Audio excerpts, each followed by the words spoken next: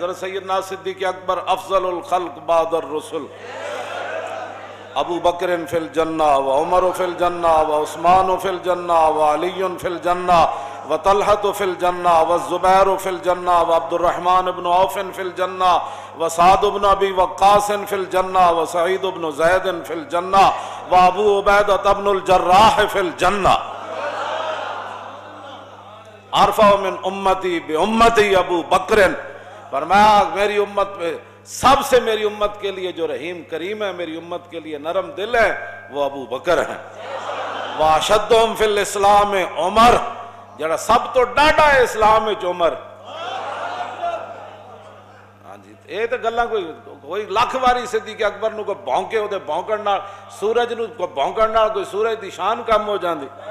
سورج جے چڑھیا ہوئے تے تھلو کوئی کتا بھوں بھوں کرے تے سورج دی روشنی کوئی فرق آ جانا ہے۔ 14ویں چاند جے چڑھیا ہوئے تے تھلو کتا ٹاؤں ٹاؤں کرے تے او دی روشنی تو انجی ہونی، او دے ٹاؤں ٹاؤں کرنا، او دے اوتے تے آپے دے لعنت پینی، روشنی او دی وچ چل رہا تے نال ٹاؤں ٹاؤں کرنا۔ اس واسطے لا یجتمع حب ہؤلاء الاربعۃ فی قلب منافق ابی بکر و عمر و عثمان و علی۔ حضور نے فرمایا نا چار شیراں دی تے میرے غلاماں دی محبت کسے منافق دے دل وچ نہیں آ سکتی، او ابو بکر و عمر و عثمان علی۔ سیدنا صدیق اکبر فرمایا کرتے سن، فرمایا جنہاں راواں تے چل کے اسی عزتاں پائیاں، واہ واہ واہ، او کیڑیاں عزتاں؟ کیوں جی او کیڑیاں عزتاں جنہاں صدیق اکبر جنہاں راواں تے چل کے پائیاں؟ کیوں جی میں ذرا تھوڑی جی پڑھ دیواں تاکہ اے بخاری شریف 8 جگہ تے حدیث موجود ہے۔ امام بخاری مختلف عنوانہ دے تحت اس نو لیا ہے، پڑھ دیواں جی۔ قال حدثنا عبداللہ بن یوسف قال اخبرنا مالک عن ابی حازم بن دیران عن سہل بن سعد الساعدی ان رسول اللہ صلی اللہ تعالی علیہ وسلم ذهب الى بنی عمرو بن عوف ليصلح بینہم فحانت الصلاة فجاء المؤذن الى ابی بکر فقال تصلی للناس فاقیم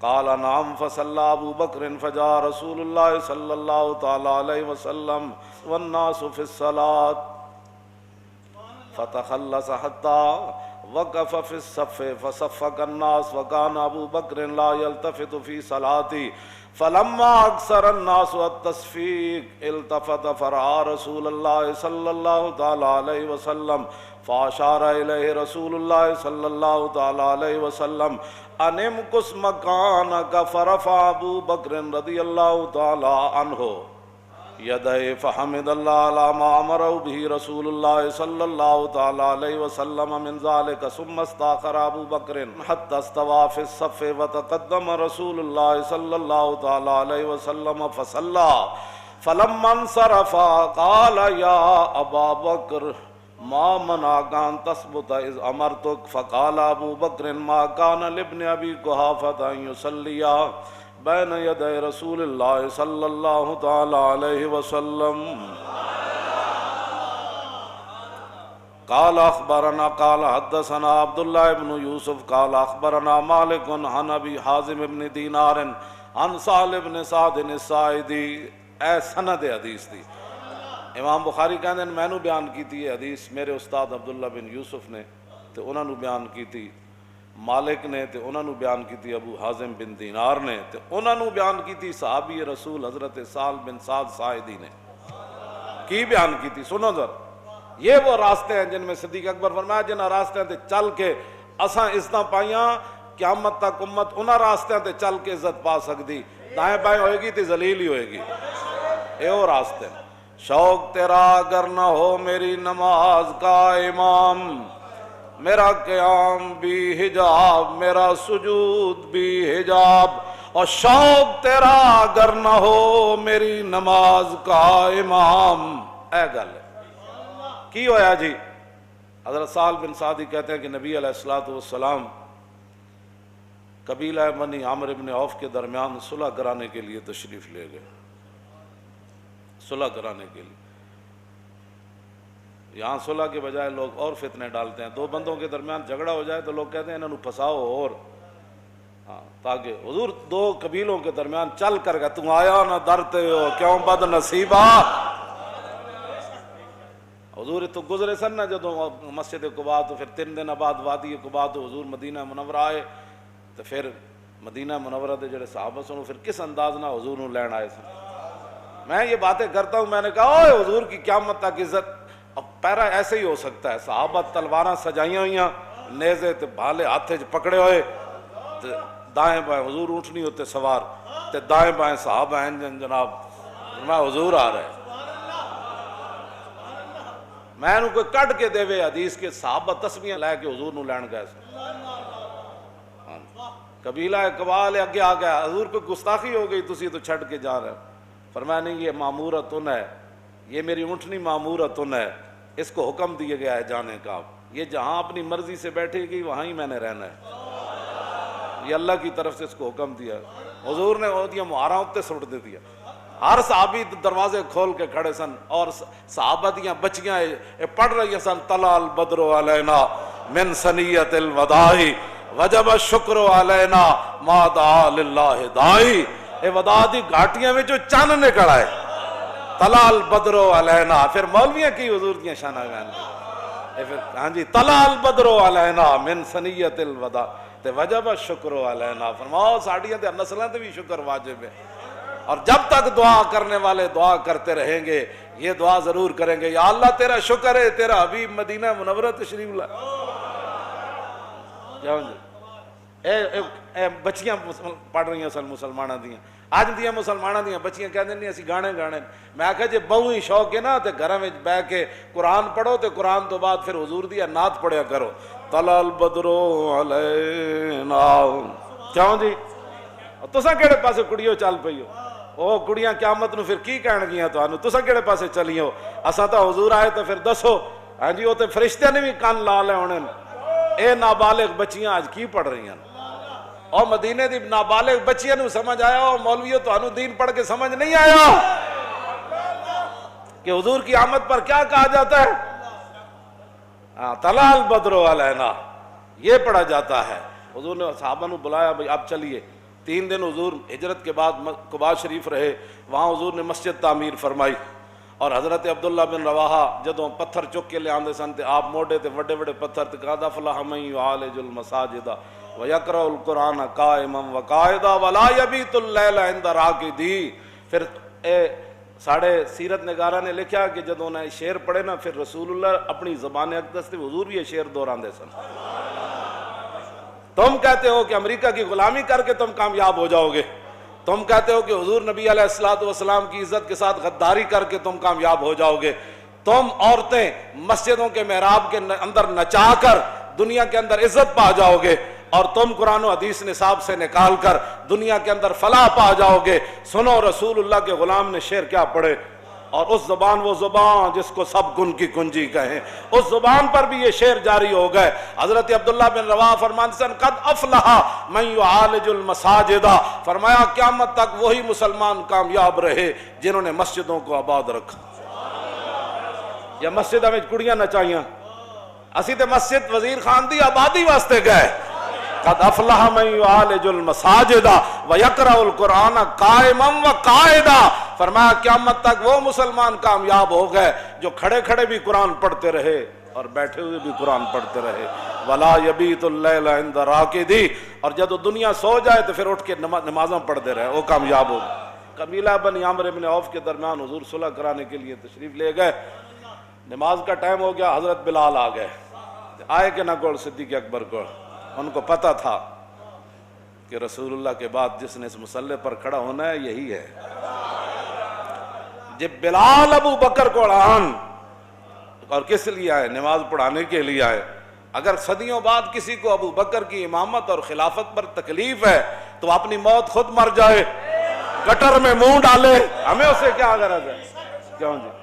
ہاں تو وہ تو صدیق اکبر کے پاس آئے، صحابہ ہزاراں، وہاں حضرت عمر بھی موجود، عثمان غنی بھی موجود، مولا علی بھی موجود، ابو ہریرہ بھی موجود، ابی بن کعب بھی موجود، ابو عبیدہ بن جراح بھی موجود، عبد الرحمن بن عوف بھی موجود، سعد بن ابی وقاص بھی موجود، سعید بن زید بھی موجود، اور ابو ذر غفاری بھی موجود۔ جنہاں دے بارے حضور نے فرمایا آسمان تے تھلے تے زمین تے اتے اج تک یہ جا سچا بندہ کوئی نہیں چلیا. یہ ساریاں شانہ والے موجود، لیکن حضرت بلال کو پتہ تھا کہ رسول اللہ جب ظاہری دنیا سے تشریف لے جائیں گے تو اس مصلے پر جس نے کھڑا ہونا ہے بلال پہلے کھڑا کر دے انہیں. فرمایا آپ نماز پڑھائیں گے، تاخیر ہو گئی حضور کے تشریف لانے سے، میں اقامت پڑھوں؟ فرمایا ہاں پڑھے اقامت. اقامت حضرت بلال نے پڑھی، صدیق اکبر نماز پڑھانے کے لیے کھڑے ہو گئے. فجاء رسول اللہ والناس فی الصلاۃ. صحابہ نماز پڑھ رہے تھے، اس دوران حضور جلوہ گر ہو گئے، حضور آ گئے. بخدا خدا کا یہی ہے تھا. نماز صدیق اکبر پڑھا رہے ہیں اور پیچھے حضرت فاروق اعظم کھڑے ہیں، عثمان غنی کھڑے ہیں، حیدر کرار کھڑے ہیں، خالد بن ولید کھڑے ہیں، حضرت مسنہ کھڑے ہیں، حضرت شرحبیل کھڑے ہیں، حضرت درار بن ازور کھڑے ہیں. باقی صحابہ دا زیرہ پاندے سن نہ جنگ اجتے، آپ کمیز بھی لا دیں دے سن. تم آیا نہ درتے ہو کیوں بد نصیبہ. یہ درار بن ازور بھی پیچھے کھڑے سن. جب رسول اللہ تشریف لائے، یہ بخاری شریف میں پڑھ رہا ہوں بغیر ترجمے کے ہے، والناس فی الصلاۃ فتخلص. جب حضور تشریف لائے تو صحابہ کو کیسے پتہ چلا حضور آ گئے؟ کوچا کوچا میں مہکتی ہے یہاں بوئے قمیص، اور یوسفستان ہے ہر ایک گوشہ کنان عرب. حضور جس گلی چ گزرے تازہ خوشبو آئی. جب تازہ خوشبو مسجد نبی شریف میں آئی تو صحابہ کو پتہ چل گیا حضور آ گئے. پچھلی صف سے حضور تشریف لائے، ایک صحابی ایسے ہو گیا، دوسرے ایسے ہو گیا، حضور آگے بڑھے آگے بڑھے، بڑھتے بڑھتے حضور پہلی صف میں تشریف لائے. یہ سارا کچھ نماز میں ہو رہا ہے. شوق تیرا اگر نہ ہو میری نماز کا امام، تیری نگاہ ناز سے دونوں مراد، اور تیری نگاہ ناز سے دونوں مراد، تیری نگاہ ناز سے دونوں مراد، اور تیری نگاہ ناز سے دونوں مراد، تیری نگاہ ناز سے دونوں مراد، تیری نگاہ ناز سے دونوں مراد، تیری نگاہ ناز سے دونوں مراد. جب پہلی صف میں تشریف لائے تو فصفق الناس، صحابہ اکرام رضوان اللہ تعالی علیہم اجمعین نے تصفیق شروع کر دی. جس میں بندے نو تصفیق دا معنی بھی نہ ہوئے، مولانا اس مولویاں نال الجھے، تصفیق شروع کر دی. صفق کا یصفق کو تصفیق فاوا مصفق. تصفیق یہ ہے، یہ یا یہ ہے، یہ اس کو کہتے ہیں اسلام کے اندر تصفیق. صحابہ نے ہاتھ ہاتھ مارے، صدیق اکبر نے متوجہ کر رہا ہے حضور آ گئے. یہ سب کچھ نماز میں ہو رہا ہے اور حضور کے سامنے ہو رہا ہے.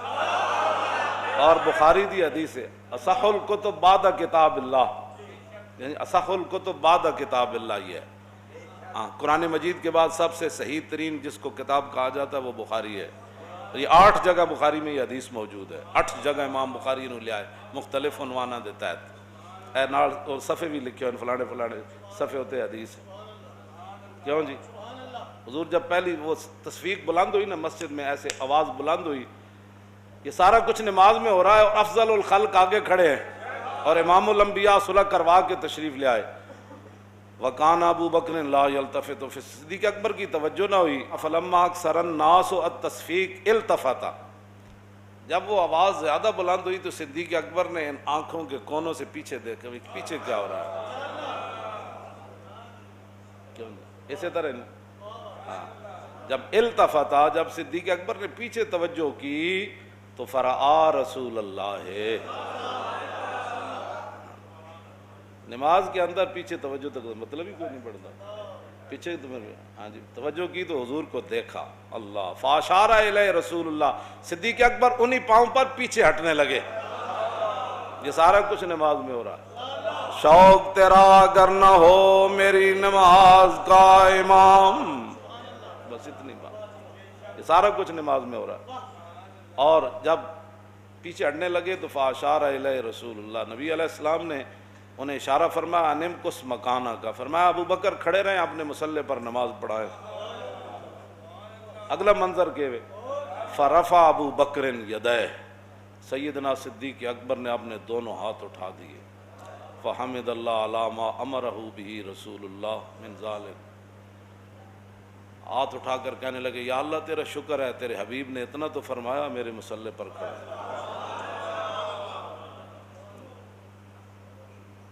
یا اللہ تیرا شکر ہے تیرے حبیب نے اتنا تو فرمایا۔ رسول اللہ فرمایا ابو بکر میرے مصلی پر کھڑے رہیں، اگر کسی کو 1400 سال کے بعد ناراضگی ہے تو وہ حضور سے بات کرے، اگر کسی کو صدیق اکبر کے مصلی پر کھڑا ہونے پر ناراضگی ہے تو وہ صدیق اکبر سے بات مت کرے، وہ رسول اللہ سے کرے۔ ہم تو یہ کہتے ہیں کہ ان اللہ نظر فی قلوب العباد فلم یجد قلبا انقا من قلوب اصحابی، حضور نے فرمایا اللہ نے ازل کے اندر ہر بندے کے دل کی طرف دیکھا اور میرے صحابہ کے دلوں سے بڑھ کر اس نے کوئی پاکیزہ دل نہیں پایا، اس لیے ان کو میری غلامی کے لیے چنا۔ بات ختم ہے۔ ثم استاخر استاخر یستاخر، کیوں جی؟ صدیق اکبر پیچھے آ گئے۔ ثم استاخر ابو بکر حتی استوى فی الصف، صدیق اکبر پہلی صف میں آ کر کھڑے ہو گئے، وتقدم رسول اللہ، حضور آگے بڑھ گئے مصلی امامت پر، حضور آگے بڑھ گئے صلی اللہ تعالی وصلی، باقی نماز حضور نے پڑھائی۔ اللہ فلما انصرف، جب حضور نے نماز مکمل کر لی تو قال یا ابا بکر ما منعک ان تثبت اذ امرتک، فرمایا ابو بکر جب میں نے کہا تھا کہ کھڑے رہو پھر پیچھے کیوں آئے؟ شوق تیرا اگر نہ ہو، وہ جانتے تھے، انہوں نے جو حضور کی عظمت اپنے ذہنوں میں بٹھا لی تھی نا، ان کو کبھی کوئی اور خیال ہی نہیں آیا کبھی۔ یہ تو گند جب ذہن میں ہو تو کیوں ایسے تھا تو پھر یہ ایسے کیوں ہوا، تو پھر ایسے تھا تو پھر ایسے کیوں ہوا، ساری زندگی حضور نے اسی لیے تو فرمایا کہ جس کو ساری زندگی میرے بارے میں شک رہا قبر میں وہ مجھے نہیں پہچان سکے۔ اے اسی کہندے ہیں اوئے آج لے ان کی پناہ، تاریخ لبیک کا ایک ہی مقصد ہے کائنات میں، رزق تو اس دار میں کتوں کو بھی مل جاتا ہے، ہمارا یہی مقصد ہے کہ حضور کی امت حضور سے انے واہ پیار کرے، اور کوئی مقصد کوئی نہیں، اتنا ہی ہمارا مقصد ہے، انے واہ پیار کر۔ جی حضور نے فرمایا جب میں نے کہا تھا تو پھر تم پیچھے کیوں آئے؟ آگے صدیق اکبر نے کیا عرض کی، ما کان لابن ابی قحافہ یصلی بین یدی رسول اللہ، حضور ابو قحافہ کے بیٹے کی جرت ہو سکتی تھی کہ آپ کے سامنے کھڑا ہو کر نماز پڑھائے؟